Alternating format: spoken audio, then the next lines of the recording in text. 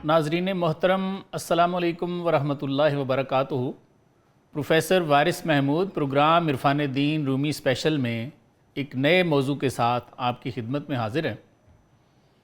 नाजरीन, पिछले प्रोग्राम में हमने एक यहूदी बादशाह और उसके अय्यार वज़ीर का किस्सा बयान किया था, जिसने बादशाह से कहा था कि उसकी नाक और कान काट दिए जाएं, फिर सूली चढ़ने से पहले कोई सिफारिशी उसे बादशाह से मांग ले, फिर उसे शहर बदर कर दिया जाए जहां वो ख़ुद को ईसाई बनाकर पेश करेगा और उनके दीन में रखना डालेगा।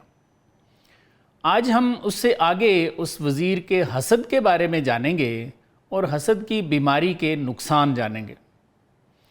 मौलाना इससे आगे लिखते हैं, वज़ीर अज़ हसद बूदश नयाद, फरमाते हैं वो कमीना वज़ीर हसद से बना हुआ था। ताब बातिल गोशोबीनी बाद दाद, इसलिए उसने अपनी नाक और कान नाहक कटवा लिए। आगे लिखते हैं, हर कसे अज़ हसद बीनी कुनद, फरमाते हैं कि जो हसद में आकर अहले हक़ का इनकार करे, हेशरा बे गोशो बे बीनी कुनद, फरमाते हैं वो अपने आप को कान और नाक से महरूम कर बैठता है। मौलाना इसमें ये फरमाना चाह रहे हैं कि जो लोग हसद में आकर अंबिया और औलिया का इनकार कर देते हैं, वो हक बात न सुन सकते हैं और न समझ सकते हैं। इस शेर में सूरा आराफ की आयत नंबर 179 की तरफ तलमी है, जिसमें अल्लाह ताला इरशाद फरमाते हैं, लहुम कुलूबुल्ला यफ़क़हून बिहा वलहुम आयुनुल्ला युबसिरून बिहा वलहुम आज़ानुल्ला यस्माऊन बिहा उलाइका कल अनामी बल हुम अदल उलाइका हुमुल गाफिलून। इस आयत के मिसदाक मौलाना फरमाते हैं कि कुछ लोग ऐसे हैं कि उनके दिल तो हैं लेकिन वो समझते नहीं, उनकी आंखें तो हैं लेकिन वो देख नहीं सकते, उनके कान तो हैं लेकिन सुनते नहीं हैं। ये तो जानवर हैं, बल्कि जानवरों से भी गए गुजरे हैं, और यही लोग गाफिल हैं। यानी मौलाना यहाँ ये फरमाना चाह रहे हैं कि अल्लाह के दोस्तों का इनकार करने वालों के खवासे हमसा मुअत्तल हो जाते हैं, और ये खवासे हमसा ही हैं जिनसे हम इल्म हासिल करते हैं। आगे फरमाते हैं, बीनी बाशद के ऊ बूए बुरद, फरमाते हैं भाई नाक वो होती है जो हक की बू पाए, बूए ऊरा जानबे कुए बुरद, और फरमाते हैं वो बू उसको फिर किसी अल्लाह वाले के कूचे तक ले जाए। आगे मज़ीद फरमाते हैं, हर के बूश नीस्त बेबीनी बवद, फरमाते हैं जो हक की बू ही ना पा सके, फरमाते हैं उसकी नाक वाक कोई नहीं होती। बूए बूईस्त के दीनी बवद, फरमाते हैं असल सूंघने वाली बू तो किसी नबी या वली के दीन की बू होती है। आगे लिखते हैं, चूँकि बूए बुरद व शुक्र आना करद, फरमाते हैं कई लोग ऐसे होते हैं कि उन्हें अल्लाह वालों का पता तो चल जाता है लेकिन वो उनकी कदर नहीं करते। तो ऐसे लोगों के बारे में फरमाते हैं, कुफ्र नेमत आमद व बीनी खुरद, फरमाते हैं ऐसे लोग अल्लाह की नेमत का कुफरान करते हैं और सज़ा के तौर पर अल्लाह ताला उनकी कुव्वत शनाख्ती सल्ब कर लेते हैं। मज़ीद क्या फरमाते हैं, शुक्र कुन मरशा किरारा बंदा बाश, फरमाते हैं ए अज़ीज़, अगर तुझे कोई अल्लाह वाला मिल जाए तो उसकी इनशराह सदर की कदर कर और उसके ग़ुलाम बन जाओ, पेश एशा मुर्दा शो पाइंदा बाश, और फरमाते हैं कि अल्लाह वालों के सामने ऐसे हो जाओ जैसे मुर्दा गुस्साल के सामने होता है। आगे फरमाते हैं, चूँ वज़ीर अज़ रहज़नी माया मसाज, फरमाते हैं भाई उस यहूदी वज़ीर की तरह रहज़नी का माया जमा न करो। खल करा तू बैरू मयार अज़ नमाज, फरमाते हैं मखलूक को अल्लाह वालों के पास जाने से मत रोको, वहाँ वो सिर्फ़ अल्लाह के लिए जा रहे हैं। तो फरमाते हैं कि ऐसे लोग जो अल्लाह वालों के पास जाने से लोगों को रोकते हैं, ये क्या काम करते हैं कि जैसे आप किसी को नमाज से रोक रहे हो, और ये यहूदी वज़ीर वाला काम है। आगे फिर मौलाना फरमाते हैं कि कुछ ईसाई जो नेक थे वो यहूदी वज़ीर के मकर को ताड़ गए। कैसे ताड़ गए जी? उनको कैसे पता चला कि ये नापाक मुबल्लिग है? ये बड़े मज़े की बात है और हर दौर में बड़ी अहम रही है। ऐसे नापाकों को कैसे पहचाना जा सकता है? आइए मौलाना की ज़ुबानी सुनते हैं। मौलाना फरमाते हैं, नासहे दीन गश्ता काफिर वज़ीर, फरमाते हैं कि वो काफिर वज़ीर जो है वो दीन का नासे बन गया। تھا تو کافر لیکن تبلیغ وہ عیسائیت کی کر رہا ہے، مبلغ بن بیٹھا۔ کردہ او از مکر لوزینہ سیر، اس نے مکر سے حق اور باطل کو مکس کر دیا۔ لفظی ترجمہ ہے کہ بادام کے حلوے میں اس نے لہسن ڈال دیا۔ آگے لکھتے ہیں ہر کے صاحب ذوق بود از گفتگو لذت می دید و تلخی جفتگو، فرماتے ہیں جو کوئی بھی صاحب ذوق اس کی گفتگو سنتا تو وہ لذت کے ساتھ تلخی بھی ملی ہوئی محسوس کرتا۔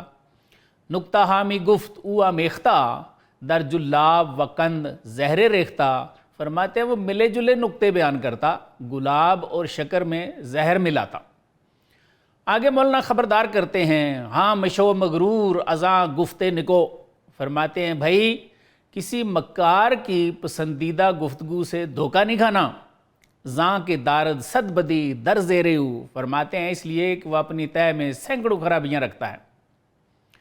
مولانا آگے اپنے قارئین کو بڑی خاص بات سمجھاتے ہیں، فرماتے ہیں اونچوں باشد زشت گفتش زشت داں، فرماتے ہیں وہ جو برا ہے مردہ دل ہے، فرماتے ہیں اس کی گفتگو کو بھی برا ہی سمجھنا ہے۔ ہر چے گوید مردہ آرا نیست جاں، فرماتے ہیں وہ جو کچھ بھی کہتا ہے وہ مردہ ہوتا ہے، اس میں کوئی جان نہیں ہوتی۔ آگے فرماتے ہیں گفت انسان پارائے انسان بود، فرماتے ہیں بھئی انسان کی جو گفتگو ہوتی ہے وہ انسان کا نمونہ ہوتی ہے۔ پارا ازنان یقین داں کہ نان بود، فرماتے ہیں روٹی کا ٹکڑا روٹی ہی ہوتا ہے نا۔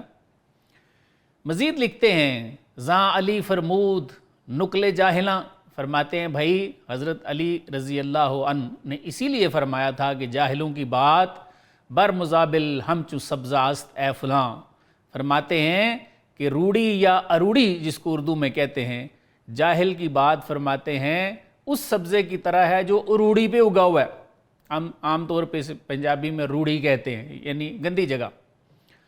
آگے لکھتے ہیں بر چنا سبزہ ہر آنکھ کے اوپر نشست، فرماتے ہیں ایسے سبزے پر جو شخص بھی بیٹھا بر نجاست بے شکے بنشستاست، فرماتے ہیں سمجھ لو وہ نجاست پر بیٹھا ہوا ہے۔ آگے کیا فرماتے ہیں بائدش خدرہ بشستن از حدث، فرماتے ہیں کہ بھئی بندے کو اپنا وجود نجاست سے پاک رکھنا چاہیے تا نماز فرض نہ بود ابس، تاکہ اس کی فرض نمازیں ہی کہیں باطل نہ ہو جائیں۔ مولانا آگے ایک مثال دیتے ہیں کہ کئی چیزیں بظاہر آپ کو دلکش نظر آ رہی ہوتی ہیں لیکن وہ اپنے باطن میں بری ہوتی ہیں۔ کیا فرماتے ہیں ظاہر نکرہ گر اسپے دست ونو، فرماتے ہیں چاندی کو دیکھ لو اگرچہ اس کا ظاہر جو ہے وہ سفید ہے اور وہ نئی بھی لگتی ہے، دست و جامہ ہم سیامی گردد وضو، فرماتے ہیں ہاتھ اور کپڑے کالے کر دیتی ہے۔ آگے پھر ایک اور مثال دیتے ہیں آتش ارچے سرخ روست از شرر، فرماتے ہیں آگ کا چہرہ یا آگ اگرچہ چنگاریوں کی وجہ سے سرخ ہوتی ہے تو از فعلہ سیاہ کاری نگر، لیکن تو اس کے کام کی سیاہ کاریاں تو دیکھ۔ مراد یہ ہے کہ جو بھی شخص آگ کا کوئی کام کر رہا ہوتا ہے تو اس کے ہاتھ پاؤں یا کپڑے وغیرہ جو ہیں وہ سیاہ ہو جاتے ہیں۔ آگے تیسری مثال دیتے ہیں، کیا فرماتے ہیں برق اگرچہ نور آیت در نظر، فرماتے ہیں بھائی بجلی اگرچہ نور دکھائی دیتی ہے لیک ہست از خاصیت دزد بصر، لیکن فرماتے ہیں خاصیت کے لحاظ سے دزد بصر ہے، بینائی چھیننے والی ہے۔ ہر کے جز آگاؤ صاحب ذوق بود، مولانا فرماتے ہیں کہ صاحب ذوق اور باخبر آدمی کے علاوہ جو بھی وہاں تھا گفتگو در گردنے او توک بود، وزیر کی گفتگو ان کے گلے کا توق بن گئی۔ مدت 6 سال در ہجران شاہ، مولانا فرماتے ہیں کہ وہ وزیر بادشاہ سے 6 سال دور رہا، ہجر میں رہا، شد وزیر اتباع عیسیٰ را پناہ، لیکن عیسیٰ علیہ السلام کے معتقد لوگوں کی دینی اور دنیاوی پناہ بنا رہا۔ آگے فرماتے ہیں دین و دل را کل بدو سپرد خلق، فرماتے ہیں کہ عیسائیوں نے اپنا دین اور دل سب کچھ اس کے سپرد کر دیے، پیش امر و نہیں او مرد خلق، فرماتے ہیں اس کے حکم اور ممانعت کے سامنے لوگ مر جاتے، یعنی جان دیتے اس کے حکم پہ۔ یہودی بادشاہ اور اس کے وزیر کے قصے میں مولانا نے ہمیں بہت سارے اسباق دیے ہیں۔ پہلا سبق تو مولانا یہ دیتے ہیں کہ اللہ نے سورہ النساء کی آیت 49 میں فرما رکھا ہے کہ کہ کچھ لوگ اپنی پاکیزگی کے صرف دعوے کرتے پھرتے ہیں اور پاک صرف وہی ہیں جنہیں اللہ پاک کرتے ہیں۔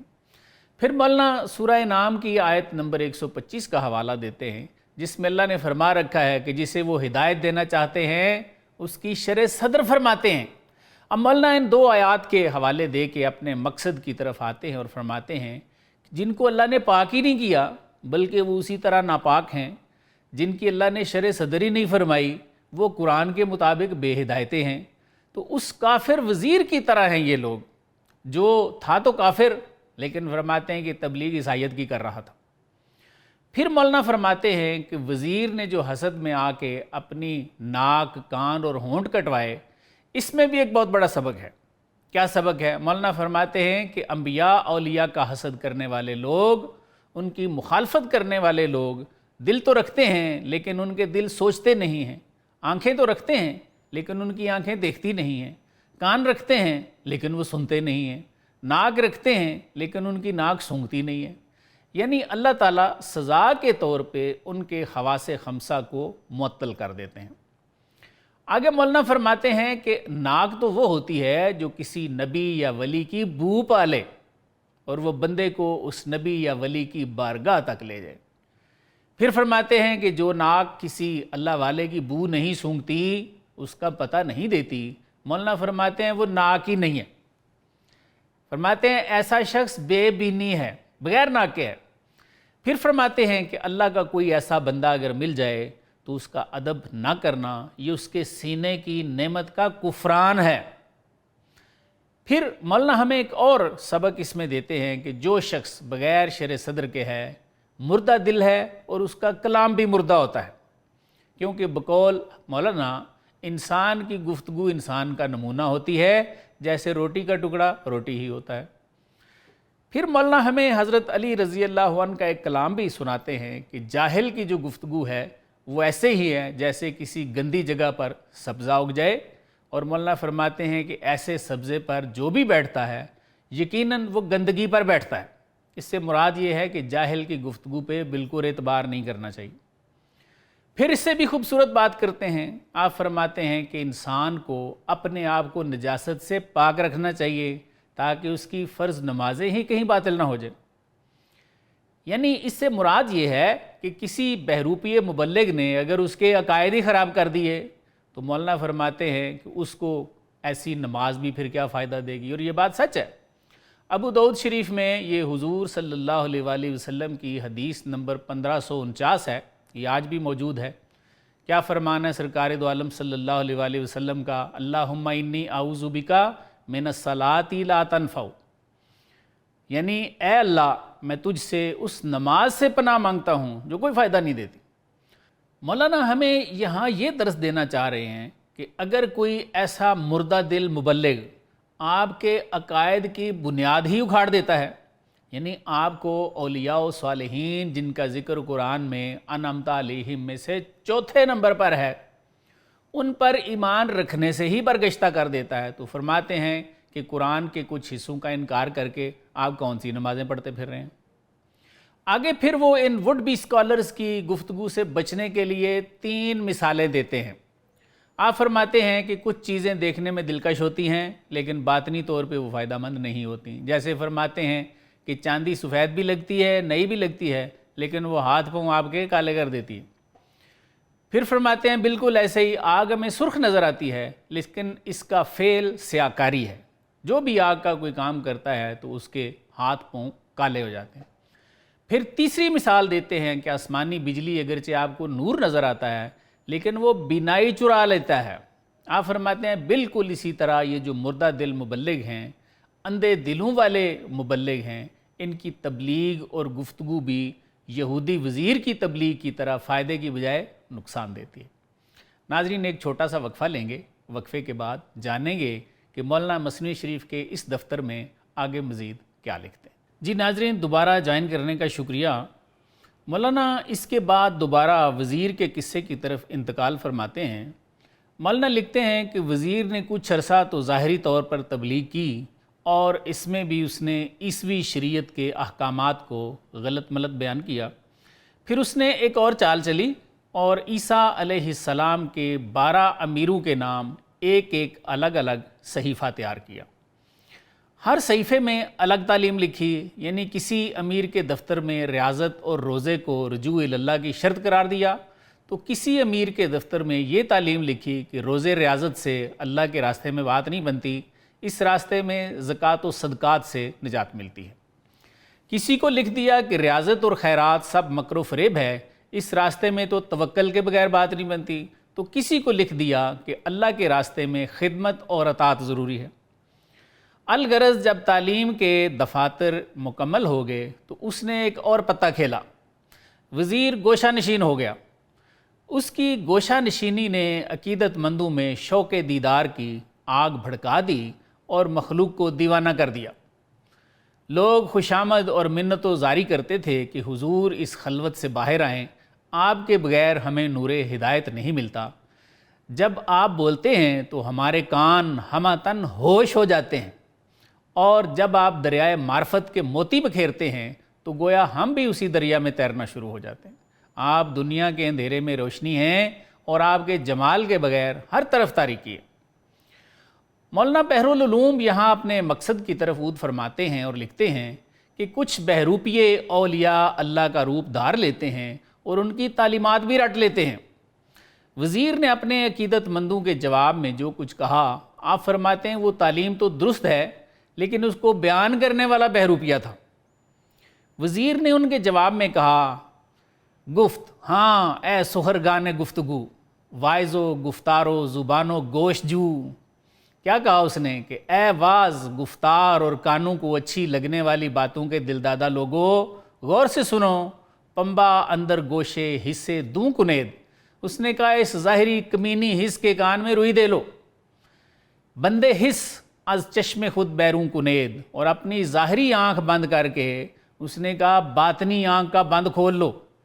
اس نے ایک کامل صوفی کی طرح مزید کہا، پمبائے آنکھ گوشے سر گوشے سرت۔ اس نے کہا کہ وہ جو تمہارا باطنی کان ہے اس کا پردہ تمہارا ظاہری کان ہے، یعنی باطنی کان کی روئی ظاہری کان کا غلط سما ہے۔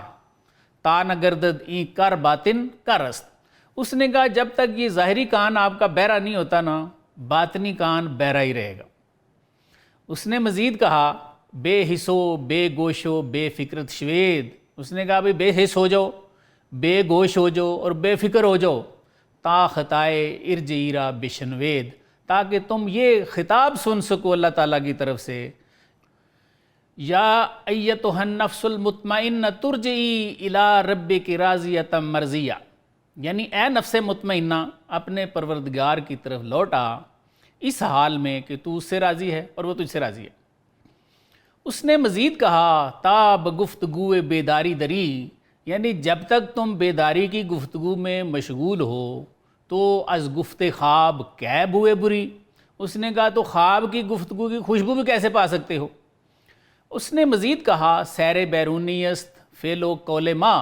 اس نے کہا جی بیرونی سیر کیا ہے، ہمارا قول اور فعل، یہ بیرونی سیر ہے۔ سیر باطن ہست بالائے سما۔ اس نے کہا جی سیر باطن عالم بالا کی سیر ہے، باتیں صحیح کر رہا ہے۔ اس نے اپنے عقیدت مندوں سے اور کیا کہا، حس خشکی دید کہ از خشکی بزاد۔ اس نے کہا حس چونکہ خشکی سے پیدا ہوتی ہے اس لیے خشکی دیکھتی ہے۔ موسیٰ جاں پا بر دریا نہاد۔ اس نے کہا کہ جان کا موسیٰ دریائے معرفت میں قدم رکھتا ہے۔ اس نے اور کیا بتایا، سیر جسم خشک بر خشکی فتاد۔ اس نے کہا خشک جسم کی سیر خشکی پر ہوتی ہے، سیر جاں پا در دل دریا نہاد۔ اس نے کہا روح کی سیر دریائے باطن کے وسط میں قدم رکھتی ہے۔ چونکہ عمر اندر رہے خشکی گزشت۔ اس نے کہا چونکہ تمہاری لوگوں کی عمر جو ہے وہ زیادہ خشکی میں کٹی ہے، گاہے کو گاہے صحرا گاہے دشت، کہتا ہے کبھی پہاڑوں میں کبھی صحراؤں میں اور کبھی جنگلوں میں رہے ہو۔ آب حیواں را کجا ہاہی تو یافت۔ اس نے کہا تم آب حیات کو کیسے پا سکتے ہو، موج دریا را کجا ہاہی شگافت، تم دریائے معرفت کی موجوں کو کیسے چیر سکتے ہو۔ مزید کہا موج حاکی فہم و وہم و فکر ماست۔ اس نے کہا حاکی جسم کی موجیں ہمارا فہم ہے، وہم ہے اور فکر ہے، موج آبی محور و سکرست و فناست، اور دریائے معرفت کی موجیں اس نے کہا جی محویت ہے، حالت سکر ہے، فنائیت ہے۔ اس نے اپنے عقیدت مندوں کو مزید بتایا، تا دریں فکری ازاں سکری تو دور، اس نے کہا جب تک ظاہری حس کی فکر میں رہو گے حالت سکر سے دور ہی رہو گے، تا دریں مستی ازاں جامی نفور، مزید کہا کہ جب تک ظاہری حس کی مستیاں آپ کو اچھی لگتی ہیں معرفت کے جام سے دور ہی رہو گے۔ وزیر نے اور کیا کہا، گفتگو ظاہر آمد چوں غبار، اس نے کہا بھئی ظاہری گفتگو غبار کی طرح حجاب قلب ہوتی ہے، مدت خاموش کن ہوشدار، اس نے کہا خبردار کچھ عرصہ خاموش رہو اور ہوش میں رہو۔ مولانا وزیر کے بارے میں مزید لکھتے ہیں کہ اس طرح اس نے اپنے عقیدت مندوں کے سامنے خلوت سے باہر آنے سے انکار کر دیا۔ اس کے بعد مولانا کی مثنوی شریف کے مطابق وزیر نے عیسائیوں کے خلاف آخری پتہ کھیل دیا۔ کیا کیا اس نے باری باری ان 12 امیروں کو اپنی خلوت گاہ میں بلایا، ہر ایک کو ایک صحیفہ دیتا جس میں عیسائیت کی تعلیمات بھی مختلف تھیں، اور ہر ایک کو یہ کہتا کہ میرے بعد تو ہی میرا اصل جانشین اور خلیفہ ہے، لیکن کیا کرنا ہے تم نے، جب تک میں مروں نہیں تم نے اس بات کا تذکرہ نہیں کرنا کسی سے۔ پھر کچھ دنوں بعد اس نے اسی خلوت گاہ میں خودکشی کر لی۔ مولانا فرماتے ہیں کہ اس کے عقیدت مندوں نے خون کے آنسو بہائے، کیونکہ وہ دل و جان سے اس سے محبت کرتے تھے اور اسے اپنا منجی خیال کرتے تھے۔ جب چند دن گزرے تو عام لوگوں نے ان 12 امیروں سے کہا کہ اب ان میں سے خلیفہ کون ہے بھائی، تاکہ لوگ اس کی ہر تجویز کی اطاعت کریں، اس کا آسرا پکڑیں اور اس سے بیعت کریں۔ ان میں سے ایک امیر آگے بڑھا اور اس نے کہا کہ دیکھو بھائی میں اس متوفی کا جانشین ہوں اور عہد حاضر میں ہی عیسیٰ علیہ السلام کا نائب ہوں، دیکھو یہ میرا دفتر میرا ثبوت ہے اور نیابت اس کے بعد میرا ہی حق ہے۔ یہ سن کے ایک دوسرا امیر اپنی جگہ سے نکلا اور اس نے اپنا دفتر دکھایا اور نیابت کا دعویٰ کر دیا۔ اس طرح ہر ایک امیر کے ہاتھ میں تلوار تھی، اس کا دفتر تھا اور پیچھے اس کی فوج تھی۔ دائیں بائیں لہو سیلاب کی طرح بہا اور گرد کے پہاڑ ہوا میں اڑنے لگے، لا تعداد لوگ قتل ہوئے جن میں سے کچھ عبادت گزار بھی کام آئے۔ مولانا بحر العلوم نے جہاں ہمیں اس مکار وزیر کے بارے میں بتایا کہ جس نے کمال عیاری سے نہ صرف عیسائیت کے خلاف سازش تیار کی بلکہ ایک عیسائی راہب کی طرح صحیح تعلیمات رٹ کر بھی عیسائیوں کو دھوکہ دیا، اس کے ساتھ مولانا یہاں ہمیں ایک اور بہت بڑا سبق دیتے ہیں کہ ایسے لوگوں کو پہچاننا یہ اصل کام ہے۔ ان کو پہچانا کیسے جائے، یہ بہت بڑا سوال ہے، کیونکہ اکثر لوگ جیسے اس وزیر نے دھوکہ دیا ایسے آج کل بھی کچھ بہروپیے مبلغین دھوکہ دیتے ہیں۔ مولانا فرماتے ہیں کہ ایسے لوگوں کی بو صرف اولیاء اللہ پاتے ہیں، باقی کسی کو پتہ بھی نہیں چلتا کہ ان کا راستہ کاٹ دیا گیا ہے۔ مولانا یہاں پہلے اللہ تعالیٰ کی کچھ حمد و ثنا بیان کرتے ہیں اور فرماتے ہیں کہ اے اللہ ہم گویا سارنگی ہیں اور تو ہی سے بجاتا ہے، ہم تیرے لیے زاری نہیں کرتے بلکہ یہ زاری بھی تیری ہی طرف سے دی ہوئی توفیق ہوتی ہے۔ پھر ایک اور مثال دیتے ہیں اور فرماتے ہیں کہ ہماری مثال ایک بانسری کی ہے اور ہم میں سے جو آواز نکلتی ہے وہ بھی تیری وجہ سے ہی نکلتی ہے، ہم گویا پہاڑ ہیں اور ہماری گونج تجھ سے ہے۔ پھر ایک اور طرح سے اپنے عجز کا اظہار کرتے ہیں اور فرماتے ہیں کہ اے اللہ اگر ہم شیر ہیں تو ہم جھنڈے کی تصویر والے شیر ہیں اور ہمارا حملہ صرف تیری طرف سے چلنے والی ہوا سے ہوتا ہے، ہمارا بولنا ہمارا وجود تیری عطا ہے اور ہم سب کی ہستی تیری ہی ایجاد۔ تو نے معدوم کو وجود کی لذت سکھائی اور تو نے ہی معدوم کو اپنا گرویدہ بنایا ہے، تو اپنی معرفت کے بادہ و جام بھی ہم سے واپس نہ لینا، کیونکہ اگر تو نے یہ سامان ہم سے لے لیا تو پھر کون ہے تیرے علاوہ جو ہمیں یہ نعمت واپس دے سکتا ہے۔ مزید فرماتے ہیں کہ اے مالک تو نے قرآن میں بھی فرمایا ہے کہ غزوہ بدر کے موقع پہ جو حضور صلی اللہ علیہ وآلہ وسلم نے کنکریاں پھینکی تھیں جس سے کفار کو نیند آ گئی اور مسلمانوں نے ان کو پکڑ لیا، کچھ کو قتل کر دیا، وہ کنکریاں آپ فرماتے ہیں کہ محبوب آپ نے تو نہیں پھینکی تھیں، وہ تو اللہ نے پھینکی تھیں۔ فرماتے ہیں کہ اے مالک ہم تو کمان کی طرح ہیں اور ہمارا تیر انداز تو ہی ہے۔ یہ سارا عجز بیان کرنے کے بعد مولانا فرماتے ہیں کہ صرف اللہ کے کرم سے، جس کی طرف اللہ تعالیٰ نے قرآن میں یہ کہہ کر اشارہ فرمایا ہے وَلَقَدْ كَرَّمْنَا بَنِي آدم، کہ بے شک ہم نے بنی آدم کو بزرگی دی ہے، صرف اللہ کے صاحب قرب لوگ یعنی انبیاء اولیاء ہی ایسے بہروپیے مبلغین کی بو پاتے ہیں، خواہ وہ مسجد زرار کے بہروپیے ہوں یا بعد میں آنے والے ہوں۔ مولانا نے ہمیں کلیہ بتا دیا ہے۔ کیا کلیہ بتایا ہے؟ پس بداں این حاصل را اے اصل جو، فرماتے ہیں اے حقیقت کے طالب اس کلیے کو یاد کر لے، ہر کرا دردست او بردست بو، فرماتے ہیں ایسے لوگوں کی کسی صاحب درد نے ہی بو پائی ہے۔ اللہ کے خاص بندے ہی صرف پہچانتے ہیں کہ یہ بندہ 2 نمبر مبلغ۔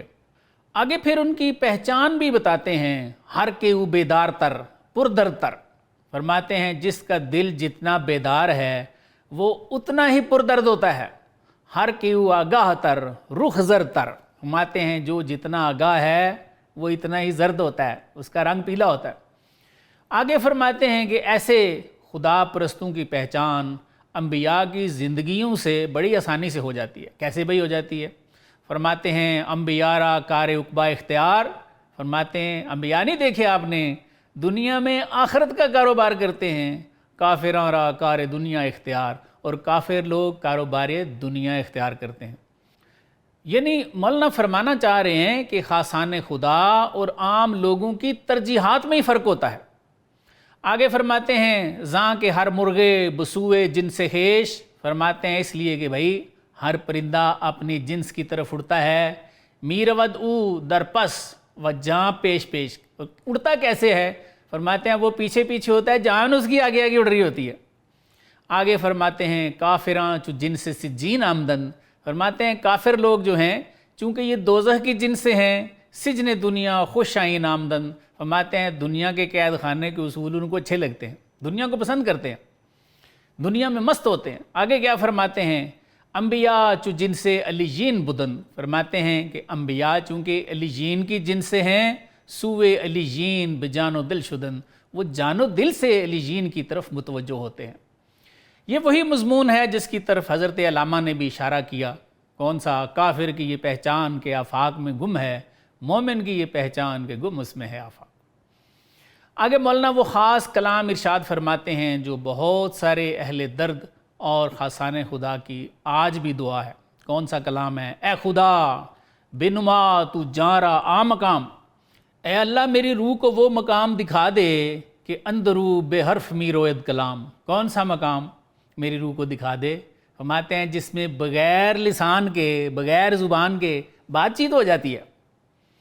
بس مولانا فرماتے ہیں کہ جن کی یہ حالت ہوتی ہے، جو ایسے صاحب الہام ہوتے ہیں، اللہ تعالیٰ اپنی رحمت سے ان کو ایسے ایمان چھیننے والے لوگوں کی گفتگو کے شر سے آگاہی فرما دیتے ہیں۔ باقی ہم جیسے لوگوں کو بالکل پتہ نہیں چلتا۔ ناظرین ایک چھوٹا سا وقفہ لیں گے، ہمارے ساتھ رہیے گا۔ جی ویلکم بیک ناظرین۔ وزیر کے قصے میں مولانا نے ہمیں ایک اور بڑے راز کی بات بتائی ہے اور امت کے ایک بہت بڑے دینی مسئلے کو بھی کھول کر بیان کر دیا ہے، اگرچہ ہم میں سے اکثریت آج بھی اس کو نہیں سمجھی اور اس پہ لڑائیاں کر رہی ہے۔ جہاں مولانا نے لکھا ہے کہ لوگوں نے 12 امیروں سے تقاضا کیا کہ بتاؤ بھائی ہم میں سے متوفی کا جانشین اور خلیفہ کون ہے تاکہ ہم اس سے بیعت کریں، مولانا فرماتے ہیں کہ یہ بات بالکل درست ہے کہ جب کوئی پاک اس جہان فانی سے چلا جاتا ہے تو جن لوگوں نے اس کی صحبت اٹھائی ہوتی ہے انہی میں سے کوئی اس کا نائب بھی ہوتا ہے جو اس کے مشن کی تکمیل کرتا ہے۔ آج کل ہمارے بہت سارے لوگ اس خیال میں مبتلا ہیں کہ حضور صلی اللہ علیہ وآلہ وسلم اور آپ کے صحابہ کے بعد اب امت میں کوئی اچھا بندہ رہا ہی نہیں ہے۔ مولانا کیا فرماتے ہیں؟ چنگل بے گزشت، فرماتے ہیں وہ گلشن شد خراب، فرماتے ہیں کہ جب موسم بہار گزر جائے اور گلشن ویران ہو جائے، بوئے گل را از کے جوئیں مز گلاب، وہ فرماتے ہیں کہ اب گلاب کی وہ خوشبو کس سے حاصل کی جاتی ہے؟ فرماتے ہیں عرق گلاب سے۔ یعنی مولانا ہمیں یہاں یہ بات بتانا چاہتے ہیں کہ جن اصحاب نے کسی ولی یا پیغمبر کی صحبت کا فیض حاصل کر لیا ہوتا ہے ان کی مثال ایسے ہی ہے جیسے گلاب کا عرق۔ فرماتے ہیں جب وہ پھول جیسا پیغمبر یا ولی اس جہان فانی سے کوچ کر جاتا ہے تو فرماتے ہیں اب جس نے بھی اس پھول کا عرق جمع کیا ہے اب وہ خوشبو اسی عرق سے حاصل ہو سکتی ہے۔ اس سے مراد یہ ہے کہ جن لوگوں نے نبی یا ولی سے فیض پایا ہے، اب مخلوق اگر ان کا دامن پکڑے گی تو وہی فیض اب بھی حاصل کر سکتی ہے، اگرچہ وہ پہلا پیغمبر یا پہلا ولی ظاہری طور پر ہمارے سامنے نہیں ہوتا۔ مولانا اس کو مزید واضح کرتے ہیں اور فرماتے ہیں، حق تعالی چون آیت در آیاں، فرماتے ہیں غور سے سننا بھائی، میں آپ کو سمجھاتا ہوں، چونکہ اللہ تعالیٰ نظر نہیں آتے، نائب حق اندی پیغمبراں، تو فرماتے ہیں وقت کے پیغمبر جو لوگوں کو نظر آتے ہیں وہ اللہ کے قائم مقام ہی تو ہوتے ہیں۔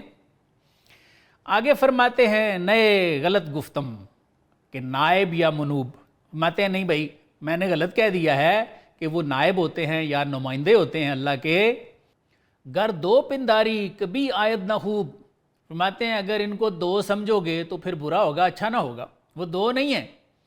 بقول مولانا امت میں بھی یہی اختلاف ہے اور اسی وجہ سے چند لوگ شرک کی رٹ بھی لگاتے ہیں۔ مولانا اس کو بار بار سمجھاتے ہیں اور مختلف مثالوں سے سمجھاتے ہیں۔ آپ فرماتے ہیں کہ مسئلہ تیرے دیکھنے کا ہے، مسئلہ تیری نظر کا ہے، جبکہ اختلاف تو زمانے سے کرتا ہے۔ کیا فرماتے ہیں؟ آئیے مولانا کی زبانی ہی سنتے ہیں۔ مولانا فرماتے ہیں نئے دو باشد تا توئی صورت پرست، فرماتے ہیں ہاں بھائی وہ دو ہیں جب تک تو صورت پرست ہے، ظاہر پرست ہے، پیشے او یک گشت کہ از صورت برست، فرماتے ہیں کہ اس کے لیے وہ ایک ہے جو صورت سے گزر گیا، جو ظاہر سے گزر گیا اور اس نے اس کا باطن دیکھ لیا۔ آگے ایک مثال سے سمجھاتے ہیں، بصورت بنگری چشمت دوست، فرماتے ہیں کہ اگر تو بظاہر دیکھے تو تیری آنکھیں دو ہیں، تو بنورش در نگر کا آن یک توست، فرماتے ہیں تو اس کے نور بصارت کو دیکھنا تو اندر سے نور ایک ہے۔ اب مولانا ہنستے ہیں اور فرماتے ہیں کہ تیرے مسئلے کا حل بھی بتا دوں، فرماتے ہیں لا جرم چوں بر یکے افتد بصر، فرماتے ہیں جب تیری نظر ایک چیز پر پڑے گی یعنی باطن پر، آ یکے باشد دو نہ آیت در نظر، تو پھر ایک چیز ہی ہوگی، دو نہیں نظر آئیں گی۔ اب مولانا دوسری مثال دیتے ہیں، دا چراغ ار حاضر آری در مکان، فرماتے ہیں کہ اگر تو ایک مکان میں 10 چراغ حاضر کر دے، ہر یکے باشد بصورت غیریاں، تو فرماتے ہیں کہ ہر ایک شکل میں دوسرے سے جدا ہوگا۔ آگے کیا فرماتے ہیں؟ فرق نہ تواں کرد نور ہر یکے، فرماتے ہیں لیکن تم ان کے نور میں فرق نہیں کر سکو گے، چوں بنور شروع آری بے شکے، بے شک جب تو ان کے نور کی طرف رخ کرے گا۔ پھر کیا فرماتے ہیں؟ اطلب المانا من الفرقان وقل، فرماتے ہیں بھائی اس کا مطلب قرآن میں دیکھ لے، پھر تجھے کہنا ہی پڑے گا لا نفرق بین احد الرسل، کہ ہم رسولوں کی شخصیتوں میں فرق نہیں کرتے۔ مولانا بحر العلوم جانتے ہیں کہ یہ بات سمجھنی آسان نہیں ہے، اس لیے آگے تیسری مثال دیتے ہیں۔ کیا فرماتے ہیں؟ گر تو سب سیب و صد آبی بشمری، فرماتے ہیں کہ اگر تو 100 سیب اور 100 آبی، یہ بھی ایک پھل ہے، فرماتے ہیں ان کو گنو، صد نمائد یک شود چوں بفشری، تو فرماتے ہیں تعداد میں یہ 100 ہیں، لیکن جب تم ان کو نچوڑو گے نا تو رس ایک ہوگی۔ واہ کیا خوبصورت کلام ہے، درمانی قسمت و اعداد نیست، فرماتے ہیں کہ بھائی معنوں میں تقسیم اور گنتی نہیں ہے، درمانی تجزیہ و افراد نیست، اور کیا فرماتے ہیں معنوں میں تجزیہ اور افراد بھی نہیں ہے۔ مولانا آگے لکھتے ہیں اتحاد یاراں با یاراں خوشست، فرماتے ہیں یار کا اتحاد یاروں کے ساتھ کیا ہی خوب ہے، پائے معنی گیر صورت سرکشست، فرماتے ہیں معنی کا اتباع کرو، ظاہر والے سرکش ہیں۔ صورت سرکش گدازاں کن برنج، فرماتے ہیں اگر تو بھی سرکش ہے، ظاہر دیکھنے والا ہے، تو اس ظاہر سرکش کو ریاضت سے پگھلا دے، تاب بینی زیریاں وحدت چو گنج، تاکہ تو اس کے نیچے خزانے کی طرح اس کی وحدت کو دیکھ لے۔ آگے فرماتے ہیں ہی ورتو نہ گدازی عنایت ہائیو، فرماتے ہیں غور سے سننے عزیز، اگر باوجود ریاضت کے تم موجودات ظاہر سے اپنی نظر نہ ہٹا سکو، ہم گدازد اے دلم مولائیو، تو فرماتے ہیں کہ اس کی عنایات تجھے گداز کر دیں گی، اور میرا دل تو اسی کا ہلکا بگوش ہے۔ کیسی عنایت سے اللہ تعالیٰ گداز کرتے ہیں؟ مولانا فرماتے ہیں او نمائد ہم بدل خواہ خیشرا، فرماتے ہیں کہ اللہ تعالیٰ ظاہری طور پہ نظر نہیں آتے، دلوں میں جلوے دکھاتے ہیں، او بدوز خرقہ درویش را، اور فرمایا وہ درویشوں کی گدڑیاں ایسے ہی سیتے ہیں۔ آگے لکھتے ہیں منبسط بودیم و یک گوہر ہما، فرماتے ہیں بھئی ہم ایک ذات اور ایک گوہر تھے، بے سرو بے پا بودیم آ سر ہما، اور فرماتے ہیں اس عالم ارواح میں ہم سب کے سب اعضاء و جوارے یعنی جسمانیت سے منزہ تھے۔ چوں بصورت آمد آ نور سر رہو، فرماتے ہیں جب اس خالص نور نے صورت اختیار کی، شد عدد چوں سایہ آئے کنگرہو، تو کنگرے کے سایوں کی طرح متعدد بن گیا۔ فرماتے ہیں کنگرا ویراں کنید از منجنیک، فرماتے ہیں اے جسمانیت کے کنگرے دیکھنے والو، ریاضت کی منجنیک سے کنگرے ویران کر دو، تا رود فرق از میان این فریق، تاکہ اس جماعت ارواح سے جو تم نے فرق سمجھ لیا ہے تمہارا وہ فرق ختم ہو جائے۔ آگے مولانا فرماتے ہیں کہ چونکہ حضور صلی اللہ علیہ وآلہ وسلم نے بھی ارشاد فرمایا تھا کلم الناس علی قدر عقولہم، کہ لوگوں سے ان کی فہم کے مطابق بات کرنی ہے، اس لیے فرماتے ہیں میں بھی بات کو مختصر کرتا ہوں۔ کیوں مختصر کرتا ہوں؟ فرماتے ہیں شرع ایرا گفت میں من از مرے، فرماتے ہیں بھائی چونکہ یہ راز میں جانتا ہوں اس لیے میں اس کی شرح جو ہے نا وہ بڑے زور و شور سے کیا کرتا ہوں، لیک ترسم تا نہ لغزد خاطرے، لیکن مجھے ڈر ہے کہ کسی کم ظرف کا دل لغزش نہ کھا جائے۔ آگے فرماتے ہیں نکتہ چوتے گے الماس تیز، فرماتے ہیں بھئی میرے نکتے تیز تلوار کی طرح تیز ہیں، گر نہ داری تو سپر واپس گریز، فرماتے ہیں اگر تیرے پاس عقل کی ڈھال نہیں ہے تو پچھلے پاؤں ہی بھاگ جا، ہماری بات نہ سن۔ رومی کے روحانی بیٹے اقبال جس نے تقریباً 700 سال کے بعد رومی کی قبر سے فیض اٹھایا، انہوں نے بھی یہی بات اپنے انداز میں لکھی ہے۔ اقبال کیا کہتے ہیں؟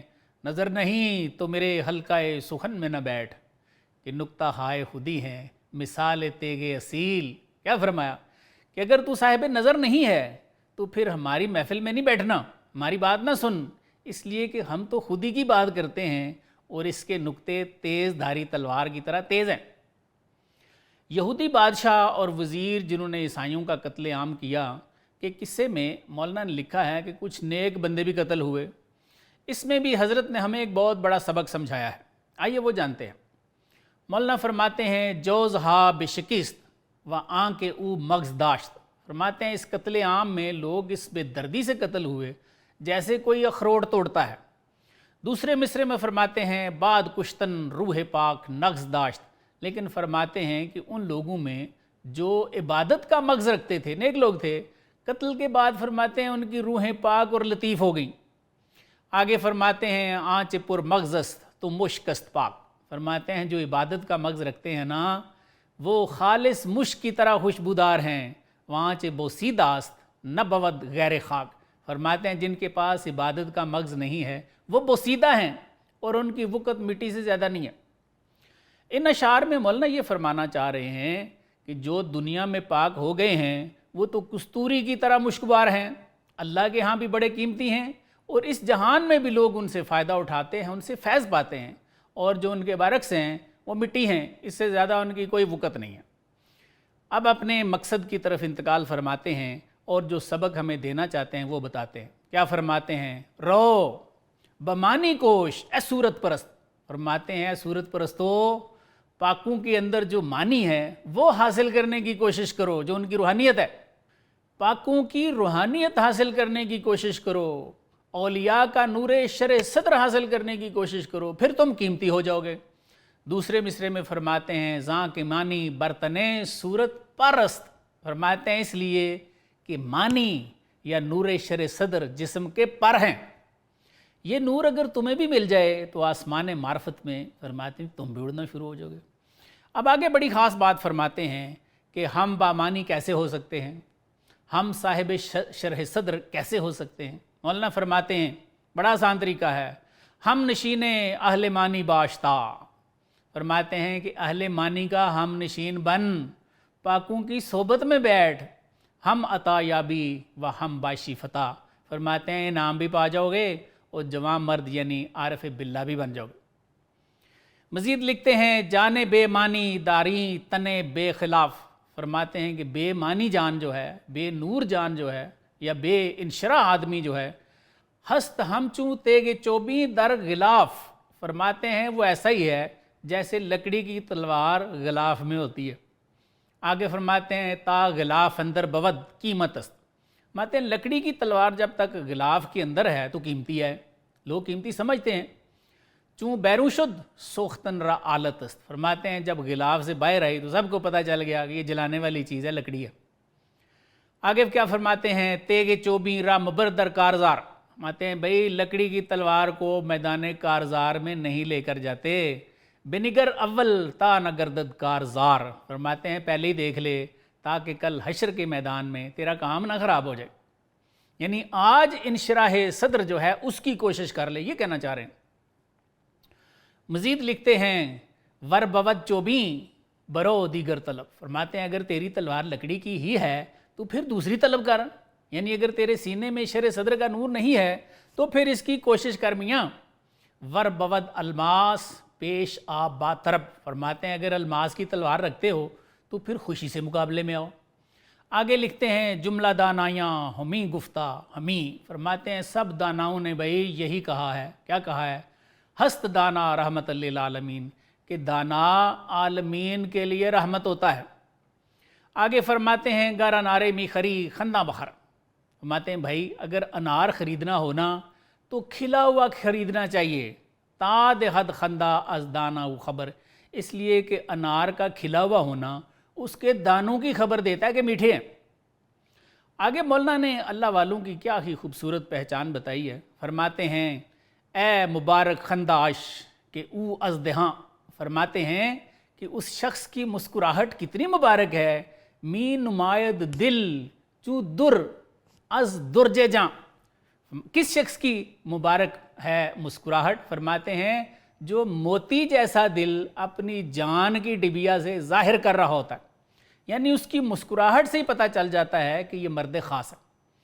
اس شعر میں وہی مضمون ہے جو حضور صلی اللہ علیہ وآلہ وسلم کی حدیث پاک میں ہے، یہ کلام ابن ماجہ میں بھی ہے، مشکات میں بھی ہے، کہ حضرت اسماء بنت یزید نے حضور صلی اللہ علیہ وآلہ وسلم کو یہ فرماتے ہوئے سنا کہ سرکار نے فرمایا کہ کیا میں تمہیں اخیار کا نہ بتا دوں؟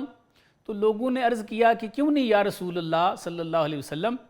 تو سرکار نے فرمایا خیارکم الذین اذا رؤوا ذکر اللہ، کہ تم میں سے اخیار وہ ہیں کہ جب ان کا دیدار کیا جائے تو اللہ یاد آ جاتا ہے، ان کے چہرے سے ہی پتہ چل جاتا ہے کہ یہ مرد خاص ہے۔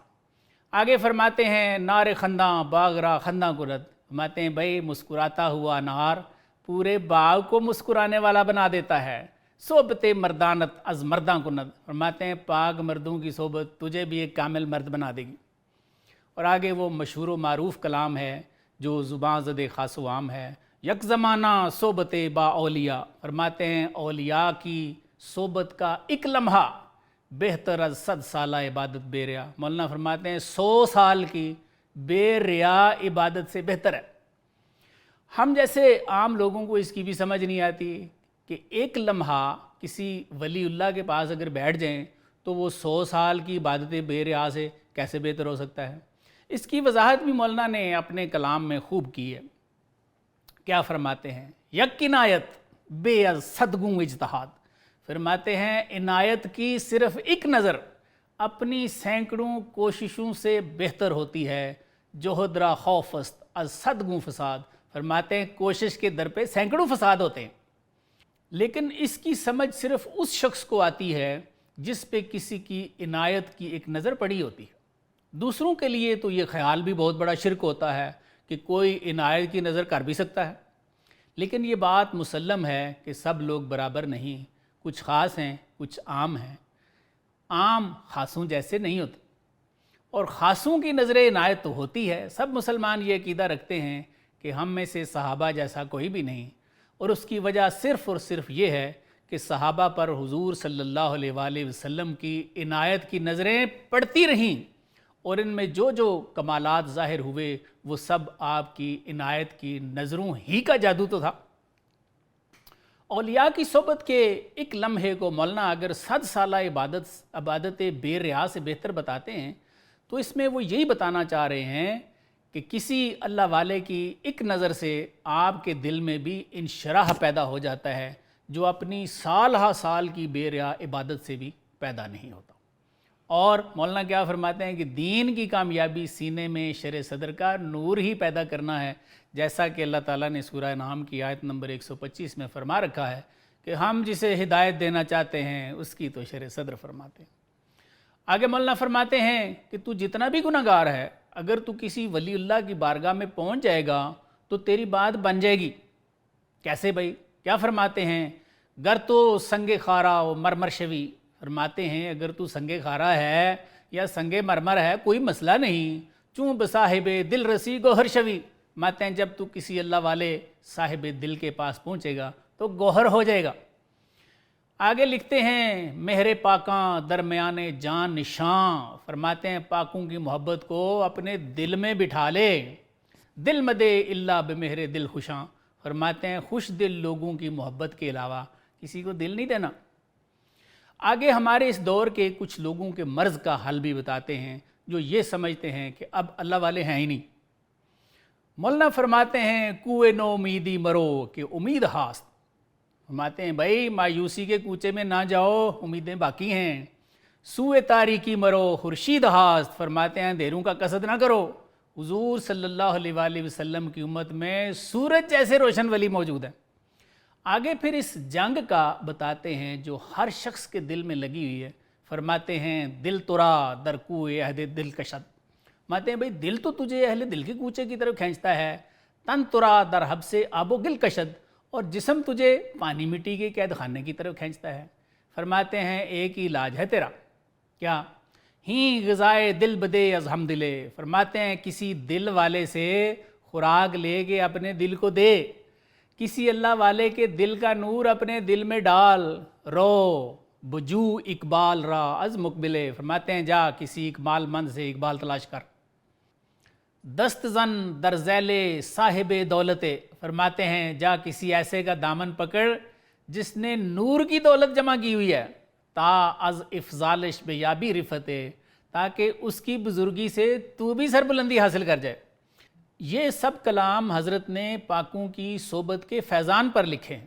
ان تمام کلاموں کا خلاصہ یہی ہے کہ پاکوں کی صحبت اور ان کی توجہ سے ہمارے اندر بھی شرع صدر کا نور پیدا ہو جاتا ہے، اور بالکل اسی طرح ناپاکوں کی صحبت میں بیٹھنے سے انسان مکمل طور پہ ابلیس کے کنٹرول میں آ جاتا ہے۔